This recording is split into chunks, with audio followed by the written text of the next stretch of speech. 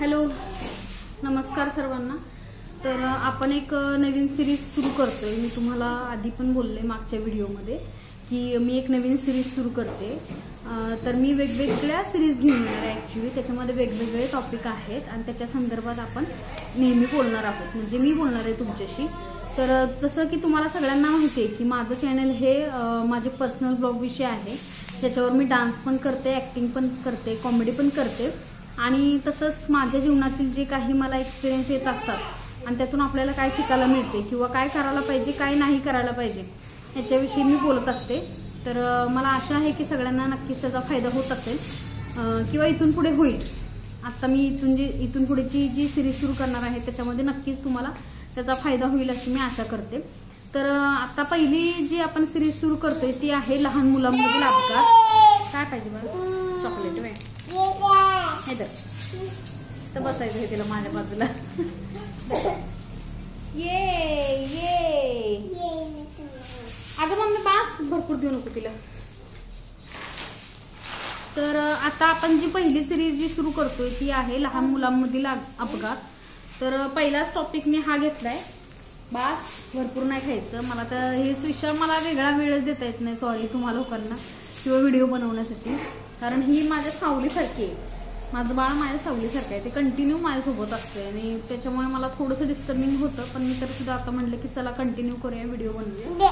तर पहिलाच टॉपिक असा आहे माझा की लहान मुलांमधील अपघात हा विषय मी घेतलेला आहे।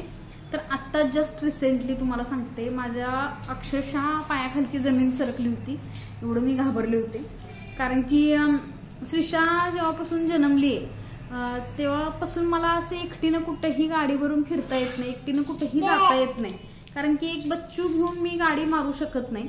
आणि माझ्या फॅमिलीमध्ये असं आहे की बैदीला घेण्यासाठी पाठीमागे बसून कोणी नाही आहे की मी बाबा मी गाडी चालवते आणि पाठीमागे बच्चूला घेऊन कोणतरी बसले। त्याच्यामुळे इतकी मी गाडी मारणारी स्त्री किंवा मुलगी मी गाडी तेव्हापासून म्हणजे बऱ्यापैकी नाहीच मारलेली, कारण बाळाला घेऊन मला कुठेही जाता येत नाही। एखाद्याच वेळेस क्वचितच जेव्हा माझी मम्मी सोबत असते किंवा कोणीतरी बहीण वगैरे असते, जेव्हा ती बाळाला पाठीमागे घेऊन बसू शकते गाडीवर, त्याच वेळेस मी गाडी चालवते। तर 2 वर्ष होत आली ह्या गोष्टीला, मला स्वतःहून असं गाडी मारताच येत नाही तिला घेऊन।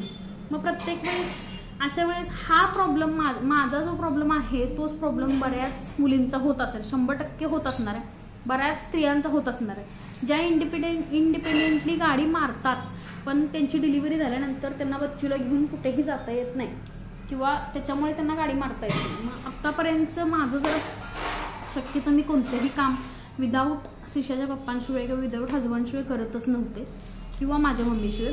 पण एक अशी वेळ येते ना कधी कधी की आपल्याला म्हणजे सोबत नसतंच कोणी आणि आपल्याला जायचं असतं। मग आता बऱ्याच वेळा मी असं सफर केलं की बाबा ठीक आहे बसनं जाईन, मी बसनंच तिला घेऊन जात होते। बसनं घेऊन श्रीषाला जायचं, मग भरपूर तास परत थांबायचं, तिथं वेटिंग करायचं बस येईपर्यंत। मग ते बाळ पण माझं फार कंटाळायचं, चिडचिड करायचं, रडायचं। किंवा रिक्षाने किंवा बसने जरी आलं तरी ते मग त्यांचा जिथं स्टॉप असेल तिथंच गाडी थांबवणार, तिथून परत मग पुन्हा बाळाला घेऊन चालत येणे, ह्या गोष्टी आहेतच ना शेवटी।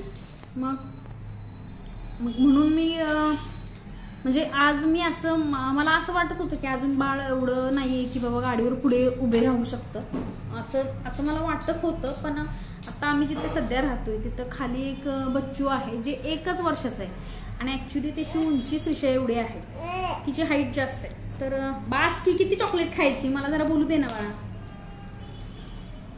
तर ते बच्चू मी बघितलं की ते बच्चू गाडीवरनं पप्पांच्या पुढे पायात उभं राहून जाते। बरं ती आहे पण कडक, बरं तिचे पप्पा तिला लांब पण नेत नसतील सोडा, मला माहित नाही ॲक्च्युली त्यांच्या बाबतीत काय ते इथले ते फिरवून आणतात का काय माहित नाही। पण मी बऱ्याच वेळा त्या बच्चूला 1 वर्षाच्या बाळाला पुढे उभं राहून जाताना बघितले। मला असं वाटलं की हां आता श्रीषाची पण हाईट आहे तेवढी, श्रीषाची हाईट जास्त नाही आहे तेवढीच हाईट आहे तिची, ती मुलगी ॲक्च्युली मोठी उंचीला, तर श्रीषा 2 वर्षाची आहे। पण मला असं वाटतं की ठीक आहे तर ती उभारते म्हटलं श्रीषा पण उभा राहत असेल कदाचित। मग आता 1.5 महिन्यापूर्वीची गोष्ट आहे की मी श्रीषाला उभं राहून ट्राय केलं होतं गाडी मारण्याचा की बाबा हां ही जर उभं राहायला शिकली तर आपण गाडी घेऊन आपण तिला उभं राहून आपण कुठंतरी जाऊ शकतो। आपली आपली कामं आपण करू शकतो, प्रत्येक वेळी दुसऱ्यावर डिपेंड राहण्याची गरज लागणार नाही असं मला वाटत होतं. म्हणून मी आज सहज ट्राय करायला म्हणून खाली गेले. तर माझ्या घरापासून 1 किलोमीटरच्या अंतरावर एक छोटं गार्डन आहे जिथं घसरगुंडी वगैरे आहेत. तर ही पहिला थोडंसं मी अंतर, मला वाटते 200 मीटर. शिशा थांब ना गं, शिशा 200 मीटरच्या अंतरावर मी गेले पहिल्यांदा घेऊन तिला गाडीवरनं. तर ती तिची हाईट थोड्या 2 महिन्यात वाढलेली, तर ती बस उभारली पण आणि तिने पकडले पण. मग मला थोडंसं वाटलं की हां ही उभा राहते, आता उभा राहते. मग पुढे काय होईल याची आपल्याला आयडिया कधीच नसते अशा वेळेस. म्हणजे थोडंसं वाटतं आपल्याला की बाबा हे रिस्की आहे. पण म्हटलं ठीक आहे, ही आता उभारते तर हिला सवय करूया आपण असं नेण्याची. आणि मग मी 200 मीटरवर उभारली म्हणून मग मी गेले की 1 किलोमीटरच्या अंतरावर हिला घेऊन जाताना. पण ही अगदी बरोबर उभारली, काय नाही प्रॉब्लेम. ही जर उभारली व्यवस्थित धरून उभारली जसं मी सांगितलं होतं तसं. ऐको हे असं चालू असते, कडबड बिलकुल गप्प बसत नाही. तर उभारली आणि एवढी गर्दी ह्या रस्त्याला, मार्केट एवढं खुल्लं. तर जाताना काय नाही तिथं खेळली थोडं. अगं थांब मला बोलू दे श्रेषा. खेळली तिथं थोडं गार्डनमध्ये जरा घसरगुंडीनं वगैरे. आणि यायच्या वेळ आल्यावर मॅडमला आली की झोप, श्रेषाला झोप आली. करून आळस द्यायला लागली.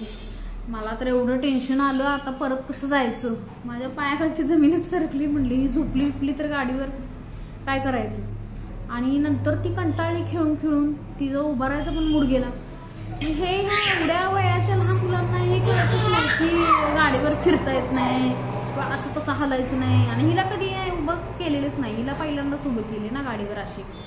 त्यामुळे ही मध्ये गाडी चालू असताना मध्येच इकडं तिकडं हलते, इकडं बघते तिकडं बघते, मध्येच हात सोडते.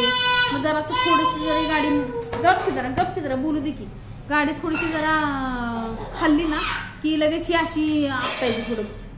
मला एवढं टेन्शन आलं, मी तुम्हाला खरं सांगते. माझ्या अक्षरशः पायाखालची जमीन सरकली. म्हटलं मी कुठनं गाडी चूक केली घेऊन येऊन. मी एवढ्या थोड्याशा अंतरावर येऊन सुद्धा माझं असे धाबे आणले की आता इथंच थांबावं. आणि माझ्या भावाला बोलून कुणाला तू ये आणि गाडी तरी घेऊन जा, नाही तर मला तरी घेऊन जा, गाडी इथंच लावतो मी, नंतर घेऊन जा, असं माझं झालं. आणि नंतर एवढी माझी खरंच आत्ता अवस्था रिसेंटली आत्ता जस्ट घडलेला हा टॉपिक आहे. मी आत्ता आल्यावर तुम्हाला सांगायला लागले. आणि व्हिडिओ पण मी लगेच अपलोड करणार आहे आत्ता सध्या. आज तारीख किती आहे? आज तारीख किती मम्मी? 18 काय? 18 तारीख आहे बहुतेक आज. तर आत्ताची घडलेली गोष्ट आहे ही. तर मला असं 10 जण आणले ना, तर ह्याच्यावरनं मला असं चांगली अद्दल घडली, धडा घडला की बाबा नाही हे फार रिस्की आहे, फार म्हणजे फार रिस्की. आणि येताना एवढं ट्रॅफिक लावलं, एवढी गर्दी. मला असं ही आत्ता पडती का नंतर पडती.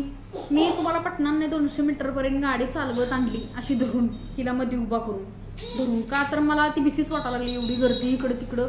आणि मी गाडी चालवायला लागले, कारण जेव्हा ट्रॅफिक असतं तेव्हा गाडी अशी थांबत आपण चालवतो ना. मग थांबत चालवत असल्यामुळे माझे पाय पण खाली टेकत होते जमिनीला. पाय टेकल्यामुळे मला मध्ये हिला पायानं पण कव्हर करता येईना, जेणेकरून ही पडणार नाही. आणि ही खेळण्याच्या मूडमध्ये कधी इकडं बघ कधी तिकडं बघ घरात असल्यासारखं. बापरे, सॉलिड मिस्टेक झाली माझ्याकडनं. तर हे माझा हा अनुभव मी तुम्हाला सांगते. तर असं कोणी करू नका. शिशा आता 2च वर्षाची आहे. तर मला असं वाटतं की नाही बाबा, हे कमीत कमी 4 वर्षाची व्हायला पाहिजे बघा बाळ तुमचं. तेव्हा कुठं तुम्ही त्या बाळाला गाडीवर पुढं बसवून नेऊ शकताय. स्प्लेंडर वगैरे ह्या असल्या गाड्यांचं मला माहीत नाही, पण ॲक्टिवासारख्या गाड्यांवर कमीत कमी बाळ 4 वर्षाचं व्हायला पाहिजे. कमीत कमी 4 वर्षाचं, मोठं असलं तर शक्यतो बरंच आहे. आणि ह्यावरून मला आणखीन एक प्रसंग आठवला की माझ्या बहिणीचं जे मुलगा आहे शिवम, त्याला मी 2018 साली ती आमच्याकडे सुट्टीला आलेली त्यावेळेस. मग तेव्हा आम्हाला लहान मुलांचा काही एक्सपिरियन्स नव्हता, मला स्पेशली नव्हता, मी अनमॅरिड होते त्यावेळेस. तर त्यावेळेस काहीतरी करायला मी स्टँडवर त्याला घेऊन गेले. 500 मीटरचं अंतर आहे माझ्या घरापासून फक्त स्टँडचं. तर तेवढ्या अंतरावर पाठीमागं तो बसतो बरं का धरून. मी विचारलं पण दीदीला बसतो का, तर बसतो म्हणली दीदी मला. पाठीमागं धरून बसतो म्हणली. म्हणून त्याला मी घेऊन पाठीमागं बसून ॲक्टिवावरनं घेऊन गेले होते. 500 मीटरच्या अंतरावर तुम्ही विश्वास ठेवणार नाही, बरोबर मी स्टँडवर पोचायला ते असं पडायला लागलेलं एका बाजूला झोपून.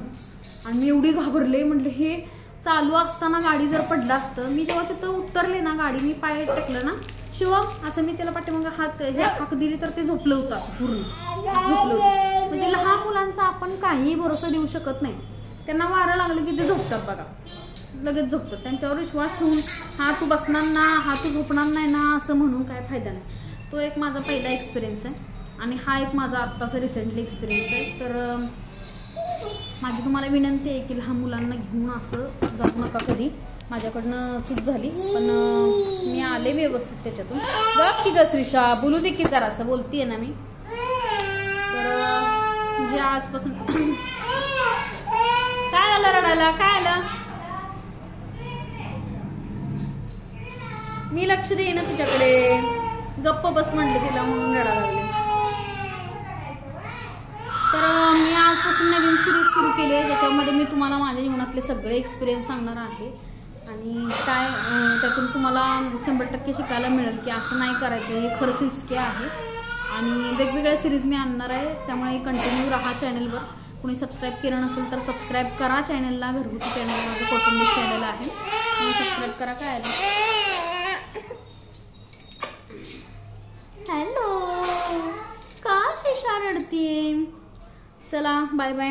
तर लहान मुलांच्या अपघात ही मी पहिली सिरीज आणलेली आहे, त्याच्यामधला हा पहिला टॉपिक गाडीचा मी आज तुम्हाला शेअर केला. सो पाठीमागे पण मुलांना बसवून नेताना मुलं झोपतात लक्षात ठेवा, पुढे पण नेताना एजचं बंधन लक्षात ठेवा. आणि पुन्हा भेटूया. चला बाय बाय. तिला मोबाईल दे की मम्मी ग. बाय कर, बाय कर सगळ्यांना. Bye bye, take care, bye.